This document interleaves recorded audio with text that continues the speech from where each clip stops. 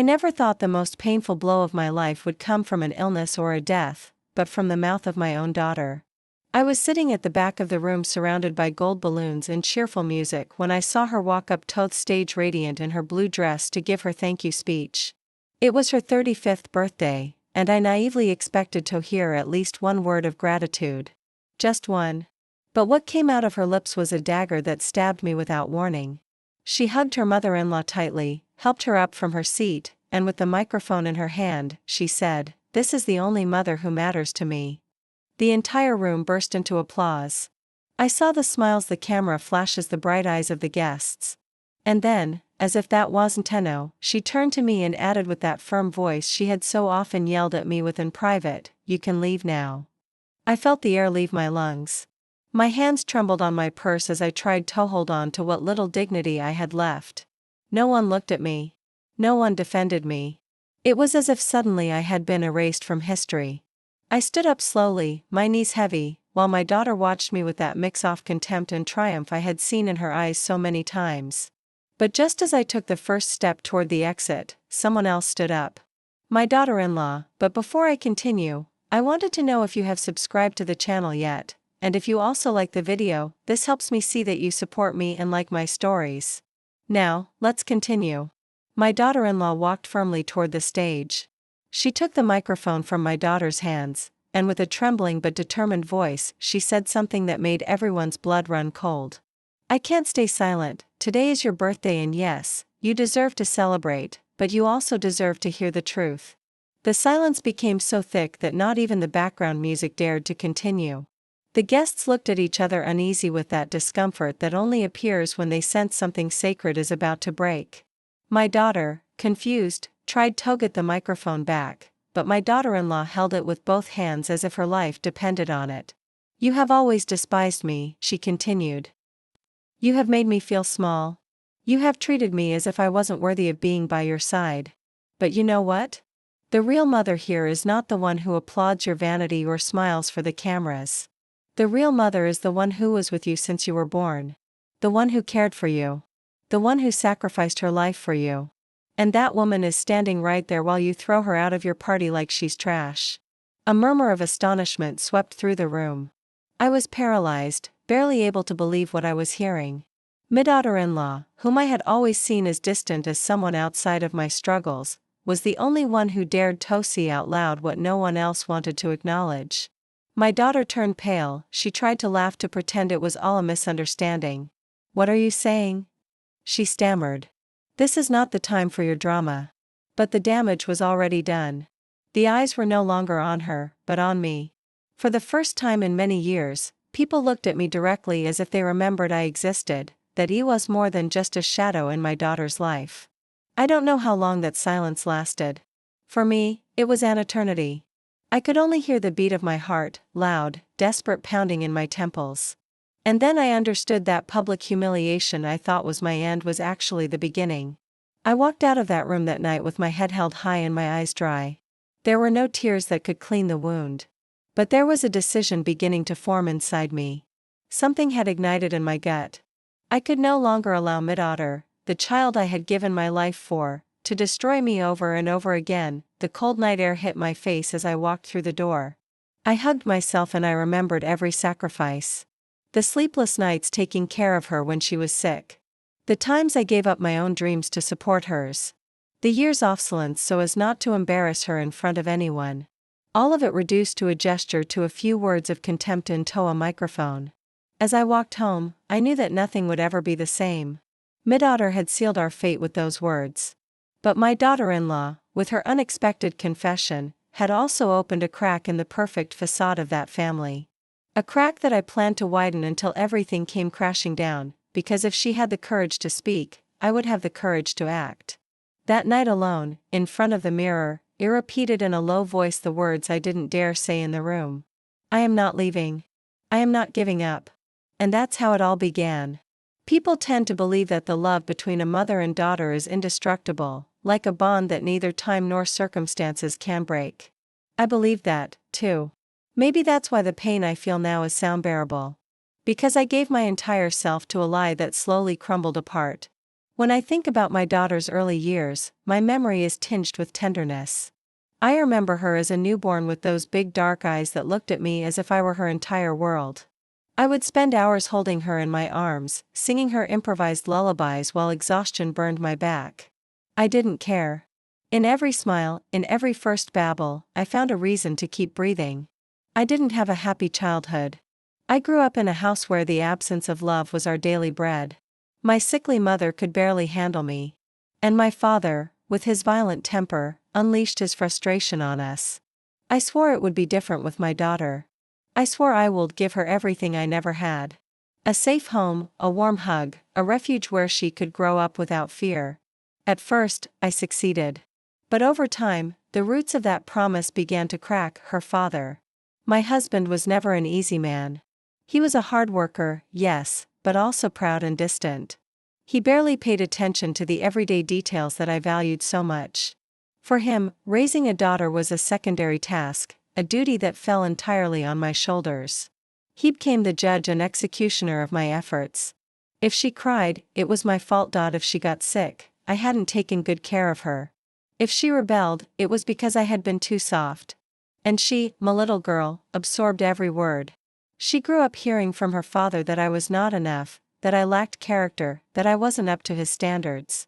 At first, she defended me, but over the years, she stopped. It was easier to join him than to stay on my side. I remember one afternoon when she was just 12. I had cooked her favorite dish to cheer her up after a tough exam. When I served her at the table, she looked at me with disdain and said, "Dad says you're a bad cook." I froze, the knife still in my hand. I asked her if she thought so, too, and her response was a shrug, as if my effort was worthless. That day, I understood that the poison of contempt had already taken root in her heart. The teenage years were even crueler. Every time we argued, she would repeat phrases that weren't her own. They were echoes of her father and later of her husband's family.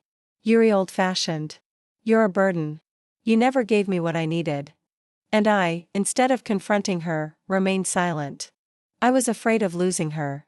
I believed that if I endured, if I held a known day, she would understand everything I did for her. But that day never came. The appearance of her mother-in-law finally sealed my place in her life. That woman, cunning and with a gift for charming people, won her over with attention and flattery that I never knew how to give so lavishly. She had money, connections, sweet words that sounded like music to ears hungry for recognition. My daughter began to compare me to her, to see in that woman what I couldn't offer. And every comparison left me more relegated, smaller, more invisible. Slowly, I began to notice that family invitations became fewer. That the photos she shared on social media never included me. That in conversations I was barely a footnote, and uncomfortable memories she preferred to hide. When did I lose my daughter? That's the question that keeps me up at night. Maybe it was the day I accepted silence instead of demanding respect. Maybe it was when I chose to be quiet rather than confront her father. Or maybe it was even before that, from the time the pain of my own childhood prevented me from teaching her how to love me. The truth is, as she grew up, I faded away. And when I tried to react, it was already too late. She had replaced me. She had found in another woman the mother figure I always dreamed of being for her. And yet here I am. Despite everything, I still feel love. A wounded, mutilated love, but still alive. Because even though she pointed me out in public, even though she threw me out of her party, even though she told me to leave, I am still her mother. And a mother's heart doesn't obey logic, but an instinct that condemns her to love even the one who hurts her. That is my greatest weakness, and at the same time my greatest strength. Because that love does not mean resignation. On the contrary, it means I will not give up, that even if my daughter denies me, I have a right to the truth. And if she chose to forget it, I will make sure to torment her even if it hurts her. What happened at her birthday party was not an accident. It was the result of years of silence and contempt. But it was also the beginning of something new. Because now I know that I am not willing to continue living in the shadows. If my daughter wants to bury me alive, she will have to watch as I rise from that grave and give back every word, every gesture, every ounce of disrespect. Andy won't do it with screaming or violence. I will do it with the truth. The truth they fear that no one expects, and that will be my greatest revenge. Silences. If I had to describe my life in one word, that would be the most. accurate. Because what destroyed the relationship with my daughter wasn't just the shouting or the arguments or the disrespect. It was the prolonged silences filled with an invisible poison that built up day after day until it suffocated me. At home, my husband was the master of words, and I learned too early that contradicting him was useless. He imposed his version of life, and we both, my daughter and I, had to accept it. The terrible thing is that over the years she not only accepted it, she admired it. He became her model of authority, her point of reference. I, on the other hand, was relegated to the role of a secondary figure, a dull backdrop. I remember one dinner in particular. My daughter was about 16. The three of us were at the table, and she was excitedly talking about wanting to study music. She had talent. Since she was little, she had a sweet voice and a sharp ear. I encouraged her. I told her she should follow her dreams. But her father laughed with contempt. "Music," he said with that voice that chilled the air. "Music doesn't put food on the table. That's for mediocre people. You will study law like your cousin." I tried to intervene. "Let her choose. Don't force her." He stared at me, and before I could continue, my daughter interrupted me. "Dad is right. You don't understand." And silence fell over me, heavy as a wall. That was just one example among many. Every time I tried to offer support, my voice was buried under the echo of his. She grew up convinced that my words were worthless. She learned that her father held the absolute truth and that I was just a whisper, a background noise that could be ignored. But over time, that role was taken by someone else, her mother-in-law. When she met the man who would become her husband, I thought life would give her a new direction, perhaps a chance to find a love that would soften her. However, what I found was another long shadow that displaced me even more. Her husband's mother presented herself as a confident, elegant, charming woman. From the first moment my daughter was captivated by her, I remember her first visit to our house. The woman arrived with a bouquet of flowers and sweet words that sounded false to me from the start. Still, mid-daughter hugged her enthusiastically. And as soon as she left, she commented, "Did you see how amazing she is? She understands me like no one else." I smiled though something inside me was tearing apart. That like no one else was a cruel reminder that I had never known how to fill the place she needed. The silences became even more painful after that day. My daughter started spending more time with her mother-in-law than with me. Any important decision, she consulted with her first. When she had problems, she ran to seek her advice. I was left on the sidelines, waiting in vain for her to include me, to let me be a part. But all I received were cold silences, glances that passed right through me, short phrases that ended the conversation. The humiliations came later, almost without me realizing it, comments made out loud in front of other people. "My mother-in-law always has the right words. You wouldn't understand, Mom. She really knows how to organize a party, not like you. I feel more like her daughter than yours." Every sentence was a knife, and I swallowed it in silence. I didn't want to confront her. Didn't want to push her further away. It thought if I just endured, if I stayed close one day, she would open her eyes. But time proved me wrong. Silence became me a habit. I would visit her and she would barely say a few words to me. I would accompany her to her events and she would relegate me to a corner. In family photos, I was the figure cut off at the edges. I didn't even realize that I was being slowly erased until it became obvious that I was an extra in my own life. The worst part was that I started to believe her. There came a point where I myself thought that I didn't deserve to be there, that maybe it was true that I hadn't been enough, that my mistakes had outweighed my successes. I sank into a quiet sadness, into a bitter acceptance that my place had been taken, and that no one, not even my daughter, would fight to give it back to me. But what happened on her birthday changed something inside me. When she told me in front of everyone that I could leave, the silence broke.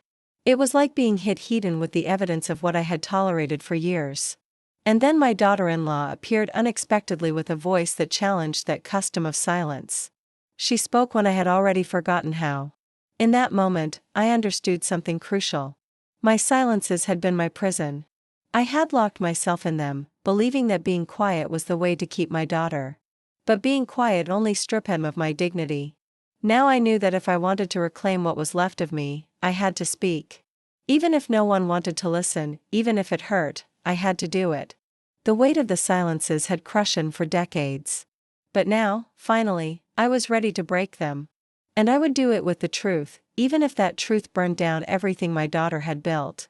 I will never forget the look on my daughter's face when my daughter-in-law snatched the microphone from her that night. She used to being the center of everything to no one contradicting her was frozen. For a second I thought my daughter-in-law will just make a trivial comment, maybe a forced compliment.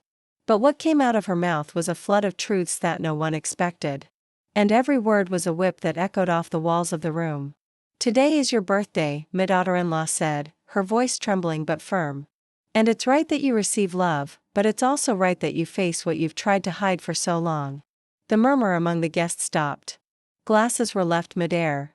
Laughter died in many throats. I felt my heart race as if it wanted to escape my chest.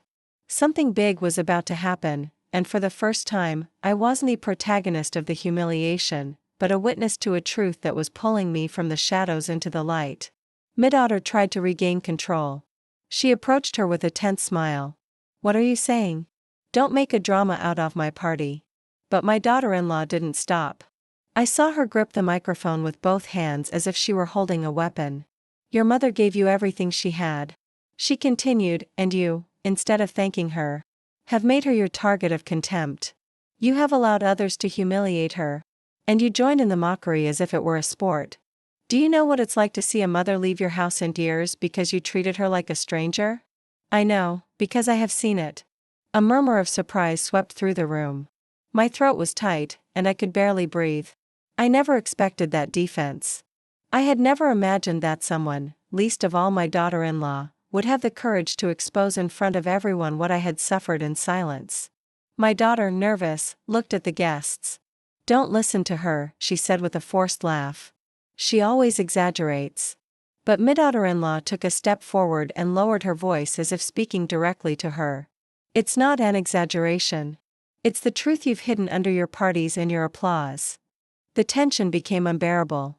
I could see my daughter's mother-in-law sitting upright in her chair, her lips tight and her eyes furious. She couldn't stand her kingdom of perfection being shaken. And my daughter, seeing herself exposed, began to lose control. "Shut up already," she screamed at her. "This is not your moment." My daughter-in-law looked at her calmly, and it was that calmness that made her tremble even more. "No, this is not my moment," she replied. "It's your mother's, the one you took from her years ago." The words hung in the air like a verdict. I felt my legs tremble, but not from weakness, but from a strength I didn't remember feeling in a long time. It was as if my daughter-in-law's voice had given me back the dignity I had buried myself. The guests didn't know where to look. Some looked at me with pity, others with shame, others with a mix of surprise and respect. No one dared to applaud this time. It was too real, too raw. My daughter, on the other hand, was falling apart. I saw her face change from anger to humiliation, from arrogance to desperation. She was not prepared for someone to confront her, much less in front of everyone. She had always lived believing she could manage appearances, that with a fake smile she could hide the rot she carried inside. But that night, the mask shattered. I wanted to speak. I wanted to take that moment to say what I had kept inside for years. But I held back. It wasn't my turn yet. Sometimes the greatest act of power is a well-used silence. My daughter-in-law had lit the fuse, and I had to wait for the exact moment for the explosion to become my weapon. My daughter tried to compose herself, and in a desperate attempt, she hugged her mother-in-law in front of everyone. "She is the mother I always wanted," she said, almost shouting. "I don't need anything else."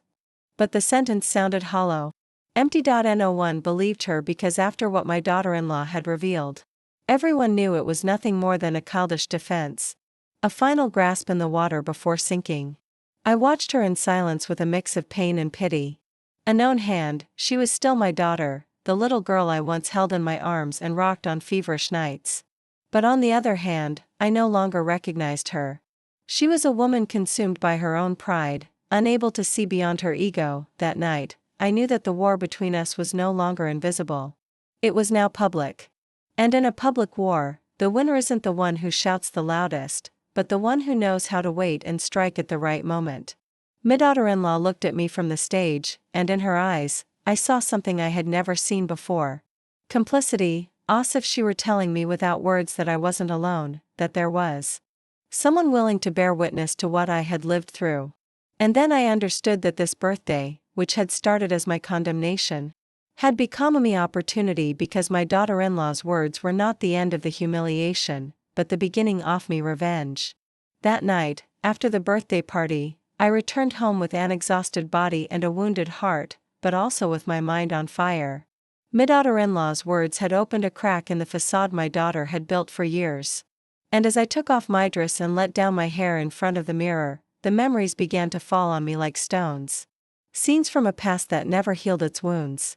Episodes that had marked me like invisible scars. I close my eyes and see her as a little girl, barely 5 years old, running towards me with a bouquet of wild flowers she had picked in the garden. "You're the best mom in the world," she told me then with a smile that lit up my soul. That memory haunts me because it shows me there was a time when I did mean everything to her. And it hurts to ask myself, at what point did I stop being that for her? As the years went by, the sweet gestures faded. I remember her adolescence as a particularly cruel stage. There were days she would come home from school, throw her backpack on the couch, and walk right past me without a greeting, without a look. I would try to approach her, ask how hurt he was, if she needed anything. She would respond with one-word answers or with that silence that hurt more than any insult. One day when she was 15, we argued because she came home late. I was worried. I waited up for her with the table set. When she walked in, I asked her to explain where she had been. She looked at me with a mix of annoyance and contempt and said, "You're nobody to ask me that." That sentence broke me in two. It wasn't just teenage rebellion. It was a conscious rejection, a direct cut to my role as a mother. That night, I cried in silence with the table set and the cold food still on the plates. Another episode was seared into my skin like a burn. It was at her high school graduation. I worked so hard to prepare everything.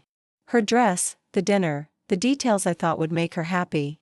And at the end of the event, when the organizers asked the students to come up on stage with their parents, she looked for her father first. I went up too, but when I tried to take her hand, she discreetly pulled it away. No one noticed except me, and that gesture, so small, broke my heart. It was as if she wanted to erase me, even from the photos that would immortalize her in that important moment. The following years were a collection of small and large wounds. I remember going to her house when she was already living with her husband. I brought a dessert I had made with love, thinking it would make her happy. As soon as she opened the door, she looked me up and down and said, "Oh Mom, don't you ever get tired of playing the good guy? Nobody needs your things here." And she took the tray from my hands without looking me in the eyes. I stood in the hallway with a frozen smile as I heard her say to her mother-in-law in the kitchen, "Look at her, still trying to be relevant." I remember that sentence as if it were yesterday. Each wound built a wall between us. I tried to tear it down with patience, with love, with resigned silences, but my daughter added new stones, with every slight. It reached a point where I understood that she didn't want reconciliation, that her choice was clear. She had decided to give another woman the place that belonged to me, and the worst part was that she did it with a cruelty that seemed to seek my total surrender. On those lonely nights, I wondered if I had failed as a mother, if maybe I hadn't given her enough, or if I had overprotected her too much. Guilt devoured me. I thought that my own past, my broken childhood, had marked the way I raised her. Maybe without realizing it, I had suffocated her with my fears, and she found in her mother-in-law the free and confident figure I could never be. But then I would remember everything I sacrificed. The years of work, the sleepless nights, the dreams I locked away in a drawer so she could achieve hers. And I understood that no, it wasn't a lack of love or dedication. The problem was that in her ambition for recognition, she chose to deny her roots. I was the uncomfortable part of her story, the one she preferred to hide in order to shine in front of others. Those open wounds never closed. And on her birthday, they all bled at once. When she told me in front of everyone that I could leave, it wasn't just a humiliation. It was the cruel summary of years of accumulated contempt. But the difference now was that I wasn't going to stay silent anymore. Because those wounds, though they hurt, had also made me strong. Every hidden tear, every swallowed insult, every averted gaze had forged me like iron. And if my daughter thought she could still break me, she was wrong. Now I was the one ready to break the silence, to raise my voice, to use the truth as a weapon. That night, I promised myself there would be no more tears in vain. The wounds would still be there, yes, but they would not be signs of defeat. They would be my battle scars. And with them I would march onto the battlefield that awaited me, the one of the truth that had not yet been revealed. Pain teaches you, but humiliation sharpens you. And after that party, when I heard my daughter tell me in public that I could leave, I understood that the time had come to turn my scars into weapons. I could no longer wait for gratitude where there was only contempt. I had been silent for too long. I had endured slights that marked me like a branding iron. But that night, with my daughter-in-law's words echoing in my mind, I decided I would no longer be a victim. A plan began to form in silence. It wasn't the first time I had thought about defending myself, but I always lacked the courage. This time, however, anger was my engine. I was no longer seeking reconciliation or tenderness. I was seeking justice. The first thing it did was open the drawers of my memory, the ones I had kept shut, for fear of what I might find. I remembered that my husband before he died had left a trail of financial secrets, shady investments, and documents that he always hid with jealousy. For years, I chose not to look, not to ask, because I told myself it was men's business. But now I understood that in those papers could be my most powerful weapon. I started visiting the office that had been abandoned in the house. The smell of dust and old paper accompanied me as I went through yellowish folders, sealed envelopes, and contracts I had never dared to read. At first, I felt lost like an intruder in my own home. But with patience, I began to decipher each line, each number, each signature. I discovered that my husband had made deals with my daughter's-in-law's financial favors that tied our destinies together more than I ever wanted. And there was the irony. The mother-in-law she now revered owed me more than she would ever admit. That was dynamite, and I knew at the moment I read it. I didn't want to rush. I sought help quietly. I contacted an old trusted friend, a retired lawyer who had always respected me. I took the documents to him and asked him to explain what they really meant. I remember him looking at me with wide eyes. "Do you have any idea what you're holding here?" he said. "With this, you could ruin your daughter, her husband, and even her in-laws." I felt ackle, not because it scared me, but because for the first time, I understood that I held the power in my hands. Ethan began to map out my strategy. I made copies of everything. I secured them in different places. I even gave a sealed envelope to my lawyer with clear instructions in case something happened to me. It wasn't paranoia, it was caution. I knew my daughter's arrogance and her mother-in-law's cunning all too well. If they found out what I knew, they wouldn't hesitate to attack me with everything they had. Meanwhile, in public, I continued to play the role of the fragile, almost invisible mother. I attended family gatherings. I smiled when I had to. I lowered my head to avoid raising suspicion. No one imagined that behind that facade, every gesture, every word, every look was being calculated. The key to everything was patience. I knew my daughter would make mistakes. Her arrogance made her careless, and her need to prove she didn't need me would lead her to step on dangerous ground. I just had to wait for the right moment to reveal what I held in my hands. At night, as I went over my plan again and again, I found myself thinking about the past. How had we gotten here? How had that little girl who used to hug me in her sleep turned into a woman capable of throwing me out of her life as if I were a burden? Sometimes the pain almost made me hesitate. But then I would remember every slight, every look of superiority, and my resolve would turn to steel. I also thought a lot about my daughter-in-law. Her bravery at the birthday party had been the spark that lit the fuse of my plan. I wondered what motivated her to speak up like that. Whether she did it for me or because she had also suffered at my daughter's hands, I didn't know. But I was sure of one thing. That woman who at first seemed like a stranger could be an unexpected ally. The plan wasn't just about exposing the financial and social truth of my daughter and her mother-in-law. No, it was bigger. I wanted to dismantle the facade of perfection they had built at the cost of me humiliation. I wanted everyone, absolutely everyone, to see what was hidden behind those applauses, those fake smiles, and those empty speeches, once in front of the mirror. I dared to speak aloud, as if rehearsing for the day of revelation. "I don't want your affection," I said, imagining my daughter in front of me. "I don't need your applause. The only thing I demand is respect, and if you don't know how to give it to me, I will take it from you with the truth. That mirror was my accomplice for weeks. I practiced words, gestures, even silences. I would not improvise. When the time came, every sentence had to be precise. Every pause had to sink her deeper into her own lie. And while everything was brewing in the shadows, I smiled in public, accepted the slights, pretended not to hear the mockery. Inside, however, I repeated over and over again, "Wait, Elizabeth, wait. Your moment will come."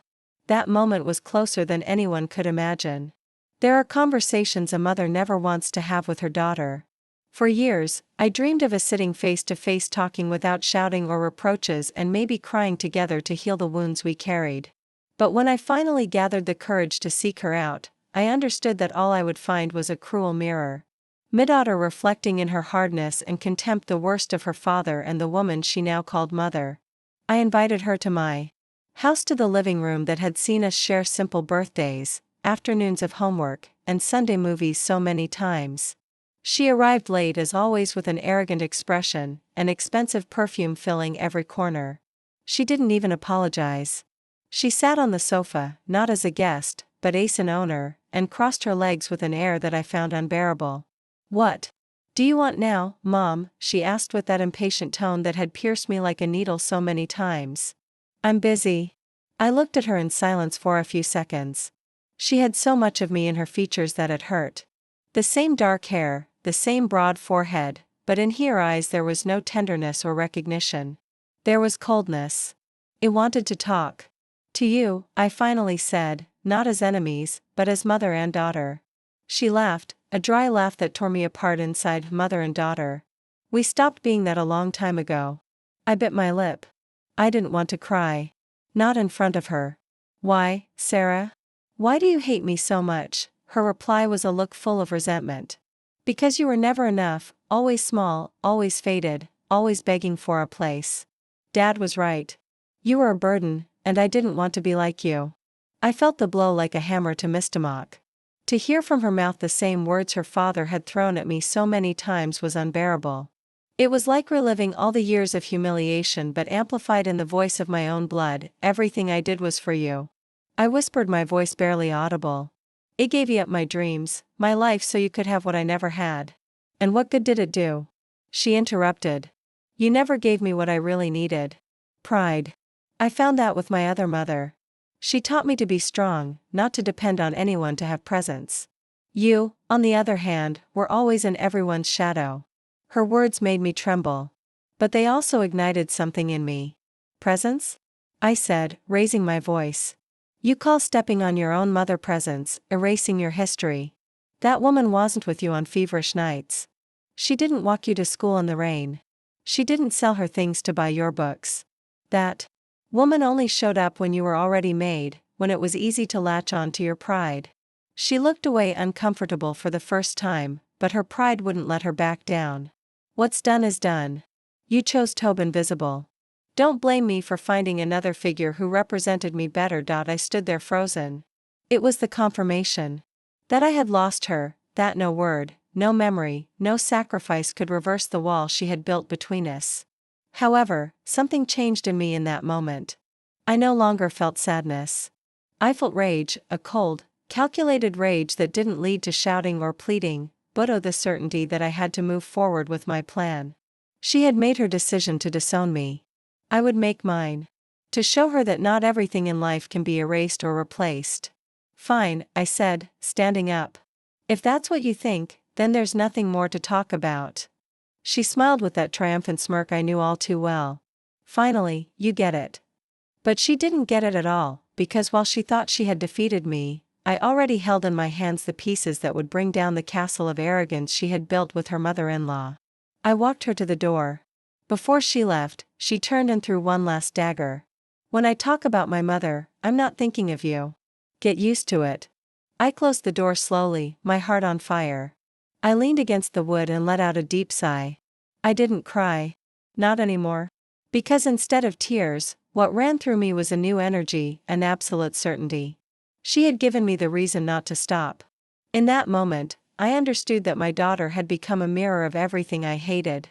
Her father's arrogance, her mother-in-law's manipulation, the coldness of misunderstood power.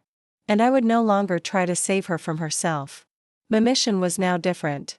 To rip that mirror away and show it to her in front of everyone, even if it was the last thing I ever did.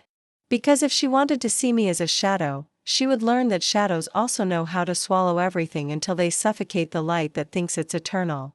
Just when I thought everything would end with that private confrontation with my daughter, the unexpected voice of my daughter-in-law appeared again. Chloe, who had lit the first spark at that birthday party, returned with even greater force. And this time, she didn't just speak for me. She spoke against the entire facade that my daughter and her mother-in-law had built for years. It happened at a family gathering, one of those that seemed designed to display a perfect portrait. It was my daughter and her husband's wedding anniversary, and the room was decorated with a luxury that bordered on ostentatious. Guests imported flowers, cameras capturing every gesture. I had decided to attend, not out of affection, but because I knew that such occasions were the ideal stage for masks to crack. And I was not wrong. My daughter's mother-in-law dressed in an elegant suit and a rehearsed smile paraded like a queen among the guests. My daughter followed her like a satellite, celebrating every word, every gesture, as if she were the only sun that lit up her life. I sat in a corner, invisible as usual, but with my eyes wide open. I waited. It was then that my daughter-in-law, dressed simply, but with the dignity of someone who needs no adornment, stood up from her table. Her clear voice asked for silence. No one understood what was about to happen, but everyone complied. There are things that must be said, she began, because you can't live forever behind appearances. A murmur of discomfort rippled through the room. My daughter's mother-in-law raised her eyebrows, surprised. My daughter turned pale, perhaps remembering the scene from her birthday. I, on the other hand, leaned forward, my heart pounding. I knew something big was about to erupt. You, my daughter-in-law, continued looking directly at the mother-in-law, have played the part of the perfect mother for years, the flawless woman, the figure everyone should admire. But I know what you're hiding. I know about the accounts you moved in secret, the shady business deals you dragged your son into, and consequently my husband. And I also know how you manipulated my sister-in-law, making her believe you were the only mother she deserved. A chilling silence filled the room. I saw the mother-in-law's smile shatter, her face tense with restrained fury. My daughter, desperate, tried to interrupt her. That's enough. What are you trying to do with all this? This is ridiculous. But my daughter-in-law did not stop. What I'm trying to do is get to the truth. Or do you want me to show the documents I have? Because I have them. I've seen transfers, contracts with fake names, agreements signed behind the family's back. The guests began to murmur. Some discreetly took out their phones, others exchanged looks of astonishment. The perfect scene was crumbling like a house of cards in a sudden breeze. I watched it all with a mix of dizziness and satisfaction. He hadn't lifted a finger, but my daughter-in-law was fighting the battle I had planned in silence.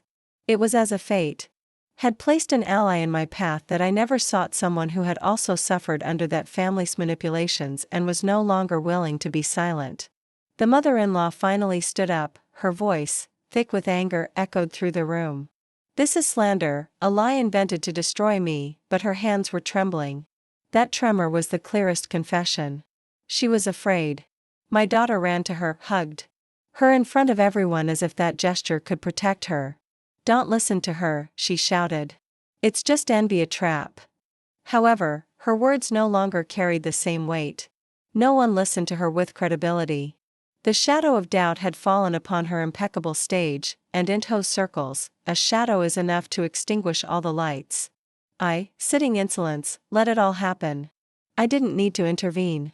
It was like watching a chessboard, where, without moving my pieces, I saw the enemy's pieces fall one by one. When she finished, my daughter-in-law left the microphone and walked out of the room. She didn't seek my gaze. She didn't wait for applause or support. She simply left with the serenity of someone who has cleared her conscience. When the door closed behind her, chaos erupted. Guests murmuring, others leaving with quick excuses, journalists improvising headlines in their heads.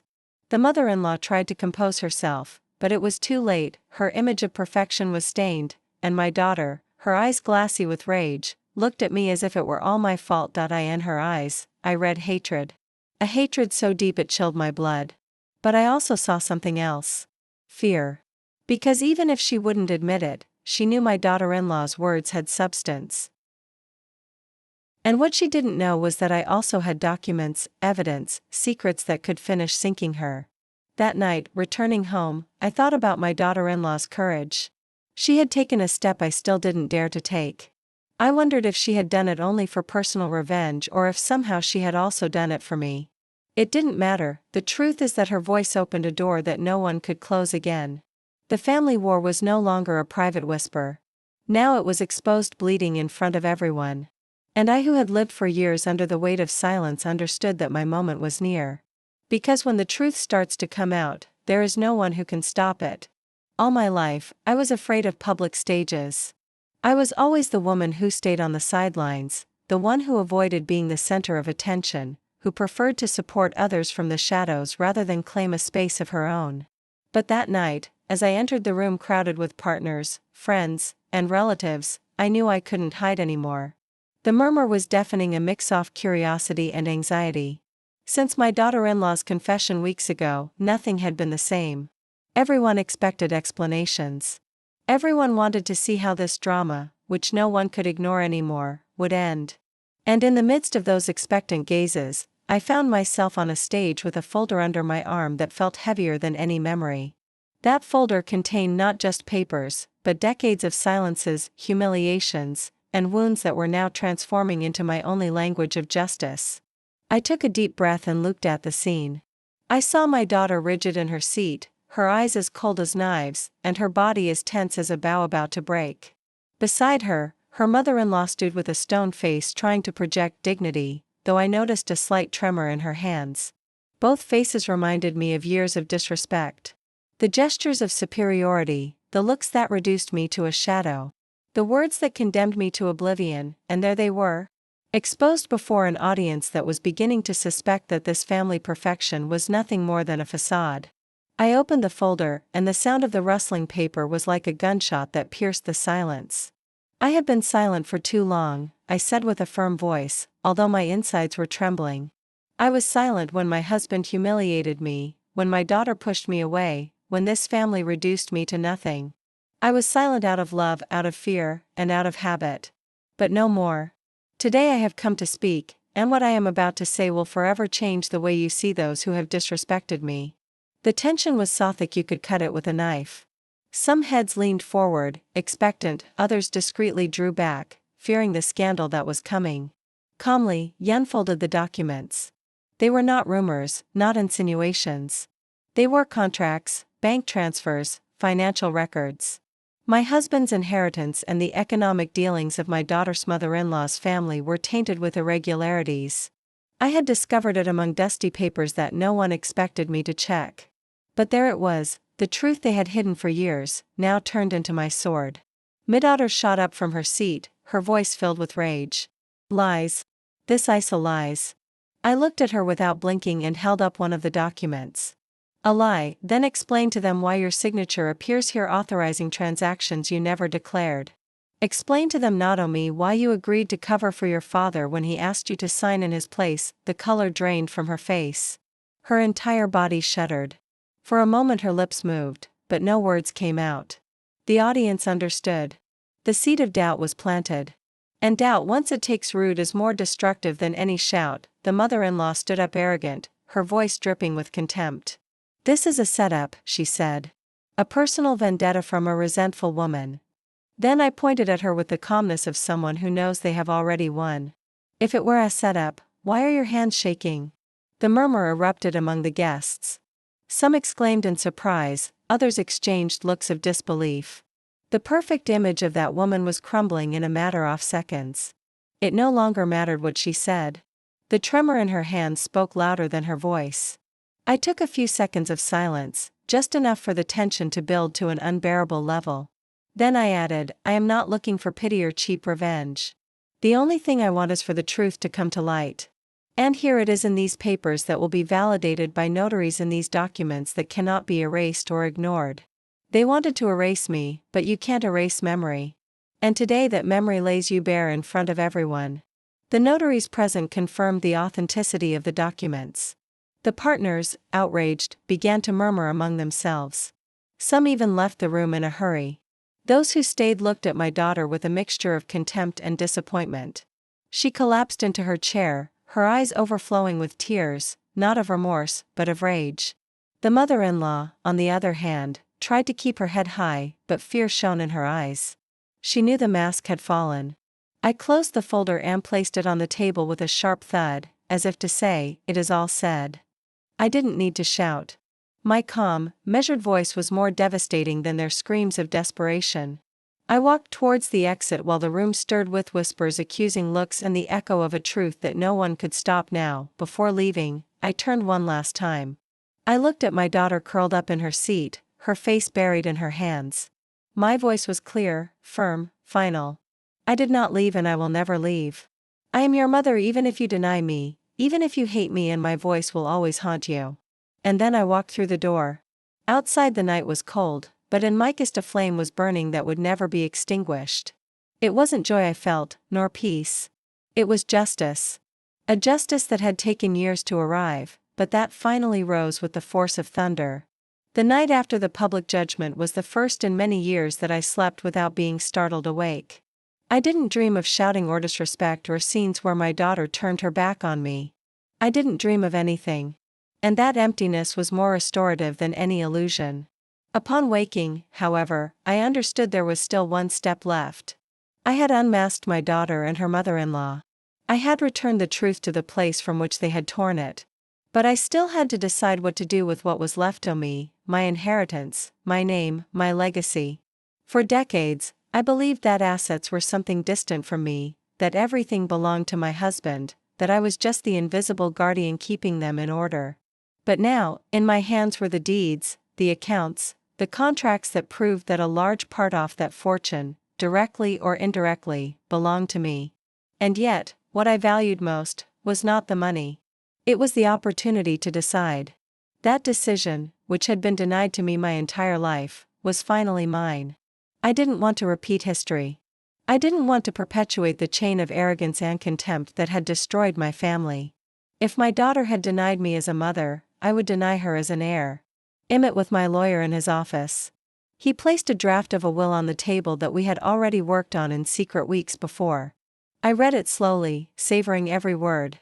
It stated with complete clarity that my daughter was excluded from the inheritance, that she would not receive a single dollar or a single property.